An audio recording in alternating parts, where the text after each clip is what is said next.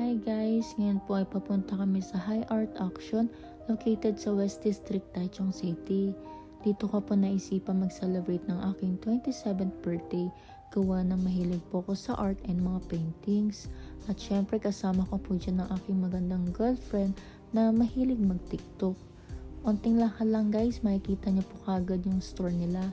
Bago kami mag-inquire nag-picture at video muna kami sa harap nito. Nung una guys, akala namin walang tao, pero nandyan lang pala si ate, naharangan lang siya ng computer niya. Pumasok na nga po ako at nag-inquire ako kung ano yung mga pwedeng i-avail, and napaka-friendly po niya. Tapos trying hard siya mag-English para makipag-communicate sa amin. And syempre, i-discuss niya rin po sa inyo kung ano yung mga susuotin at gagawin nyo. Binigyan niya nga kami netong uniform para hindi matintahan yung damit namin.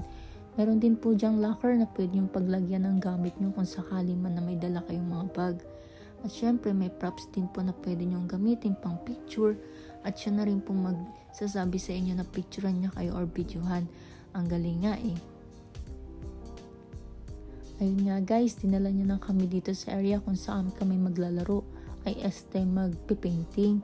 Ito rin po yung size na inavail namin. Medyo maliit pero okay na. Hindi ko alam kung bakit ba ako nagsuot ng gloves pa. Ang balak nga namin i-painting yung kamay namin. Pamsyo nga lang, di ba? Pero hinabad rin naman namin yun, guys. Tapos pininturahan namin yung kamay namin, dinikit namin sa board, and charan! Makikita nyo yung resulta. Ayan na nga po yung resulta, di ba? So, ayun, wala na akong ginawa after ng pinturan yung kamay ko. Si Sarah na lahat gumawa ng mga dapat i-design. And ako, nagsaseho-seho na lang ako dyan. So, ayun guys, punta kayo dito kapag gusto niyo po mag-painting.